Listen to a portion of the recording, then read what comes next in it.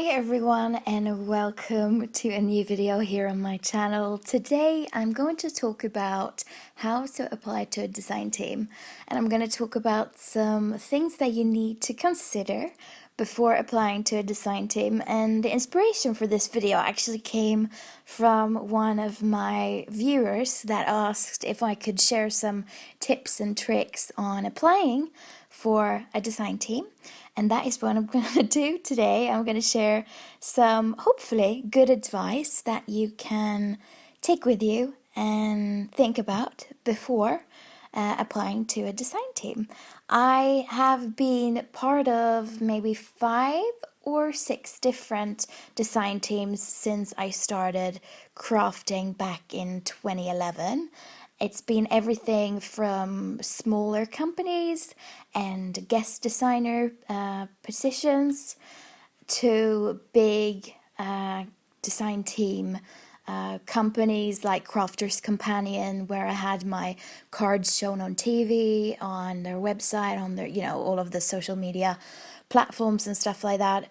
And yeah, I've got some hopefully good advice and a little bit of warning as well, because I feel like I can't just share the positivities of applying to a design team, which it's been like 99% positive, but there is some negativity there as well that you need to consider and you need to think about before applying to a design team. So yeah, hopefully this video will be helpful for you, and let's start with the tips and tricks. Let's start with the positivity. The first tip has to do with your photos. I think it's so important to actually be able to take clear and high quality photos of your projects, because you have been working on these projects for a few hours probably. I mean, it takes a few hours to create a card that I'm creating, and being able to take really neat, lovely photos of these projects will make you stand out from the crowd, and it will mean that the company will find you an attractive future design team member.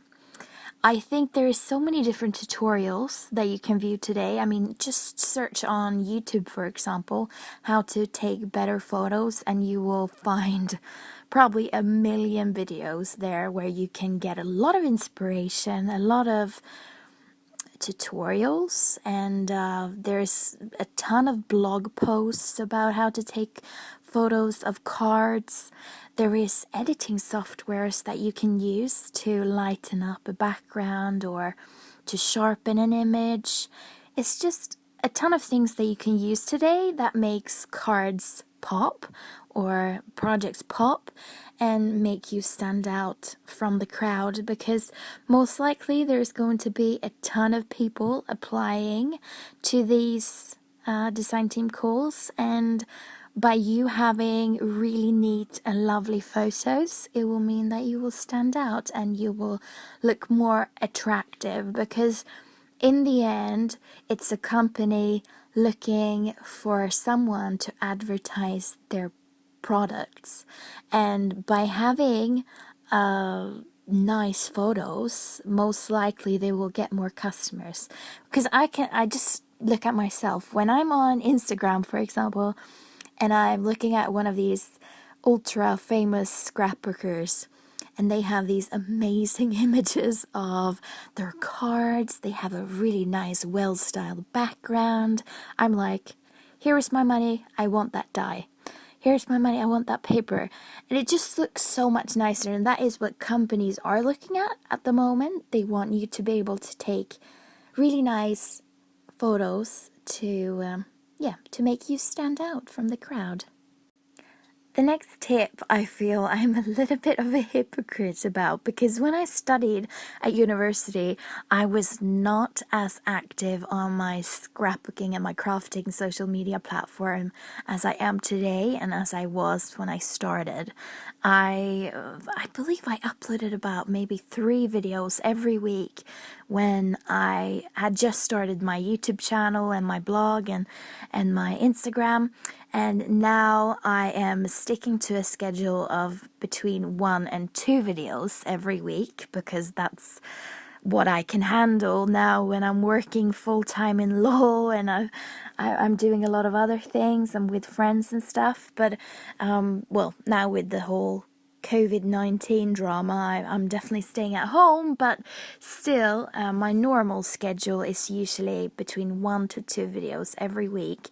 But something that to keep in mind about is that it's important to show that you're active on your social media and that you're sharing maybe what you've bought, like hauls, and that you're getting that connection with your viewers and your subscribers, because I personally feel like a connection with your viewers and your subscribers and everyone watching is so important. And then it is actually fun for me as well to get to know you guys that are watching my videos.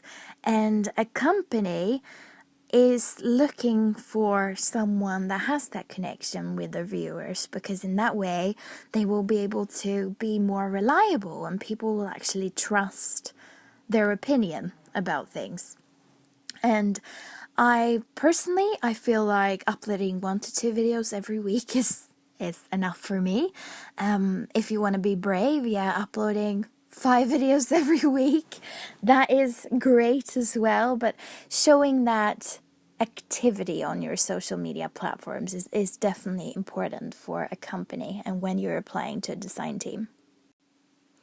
My next tip is about reading the criteria, and that is so important because you need to be honest to yourself. If it says in the criteria to the design team that they expect you to create 4 or 5 or 6 cards every month, and you know that that will be impossible with your personal schedule, don't apply, because it will be so embarrassing to maybe after, a month message that design team leader and be like, you know what, I thought I would have the time, but I don't have the time to create these cards.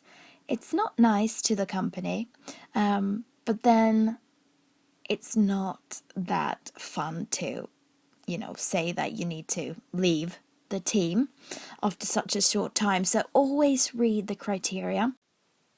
And it connects a little bit with what could happen when you've applied to a team and they change their criteria. Because it has happened for me that you have applied to the design team, the criteria, you agree to that, it all is fine, and then after a few weeks or months, their criteria changes and they are suddenly maybe not providing you with any new products, or they are only providing you with discount codes, or they are expecting you to create more projects, they are expecting you to change the area that you feel comfortable. For example, if I'm a card maker, and if I was asked to create, scrapbook layouts, I wouldn't feel that would be like night and day for me. That would be very different. So when a company is doing that, and I think that's something to keep in mind if you're chosen to join a design team, that if the company changes their criteria, you have a right to leave, and it's no fault on you if you're leaving, because really they haven't kept up their bargain on their side and they're changing now, so they must understand that people will probably have their opinion about this change of direction, which as a company they have the right to do, but as a design team member, you also have the right to, say, yeah, I agree to that, or no, I don't want to do that. And that's something to keep in mind as well. So let's talk about warnings, some things to actually be aware of. And I have had 99.9% positive experience from being part of design teams. I'm not saying that this is always the case in all of the design teams because I know that's not true. But if you are stepping into the world of design teams, you will probably, maybe once or twice, hopefully not twice, experience some of these things. And yeah, it's a little bit crazy. First of all, it can be quite catty.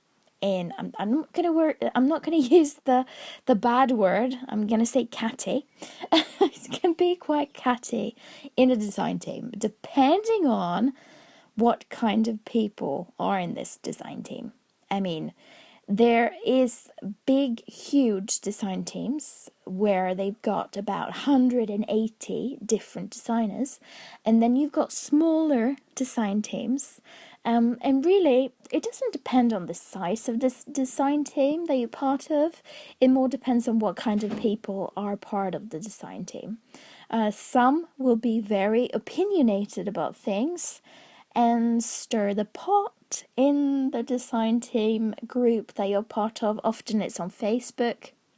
The groups, well, all of my design teams has had a group on Facebook that I've been part of, and yeah, expect that it's not always, you know, kind of silk gloves that are being used between people, which makes me sometimes think that, oh my word, I mean, we're all adults. There's no need to be, you know, catty. There's no need to be catty about scrapbooking. My second warning is that being in a design team can sometimes feel like being in a cult. Yeah, in a sect. And I'm not saying that this is with every design team that I've been part of. It's a warning, of course. This is from bad experience. But yeah, it can feel like being in a sect, in a cult, and that is not a nice feeling. It's horrible. It's yeah. One of the yeah. I mean, I'm not gonna spill too much tea, but there is some design teams out there which are like proper sects. It's like when you've left, my word, you are never ever going to be able to, you know, talk to anyone in the design team that are part of it still. It's just weird. I think in the long run that doesn't really benefit that company, because I know personally that I will never ever ever work with people like that.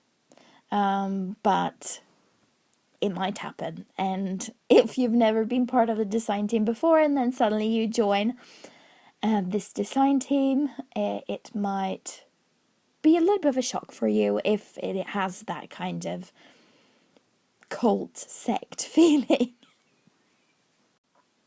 Another warning is that if you're part of a group on Facebook, for example, you will be experiencing a lot of notifications, especially in the beginning.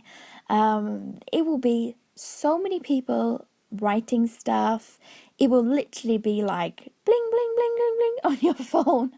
And after a while, you'll be like, oh my word, I can't stand this. This is like 35 new notifications every hour or something like that, depending on how big the group is. But that is something to keep in mind. Like, if you don't like being on social media, I wouldn't probably advise you to apply to a design team, because it is a lot of back and forth texts, you know, messages, and you need to be in that group as well to stay on top of things, because it moves quite quickly. My last warning has to do with postage cost, and this is something that a lot of people actually don't realize.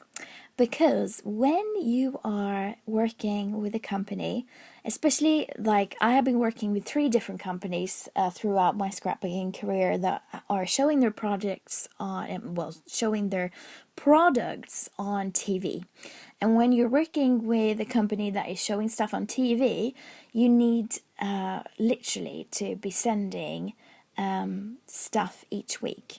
And depending on how big your projects are or how many projects you're creating, like when I was working for one of the companies, I needed to send each week a big box. I was getting paid for the postage cost then, but yeah, it's something to keep in mind. Depending on what type of design team you're part of, you might not get that money back. And then if you need to send each week and you're living in Australia and you're sending that to Sweden, for example, that will be expensive. So that is something to keep in mind, as well as tax and import charges and stuff like that. If you're designing for a company that are selling their products in Australia and you live in the US, you might be paying importation tax and stuff like that. So that's really important to consider as well. And that was my tips and tricks and warnings about design teams. I hope you've enjoyed it. And if you have, be sure to push a little thumbs up and subscribe to my channel. And I'll see you in my next video. Bye!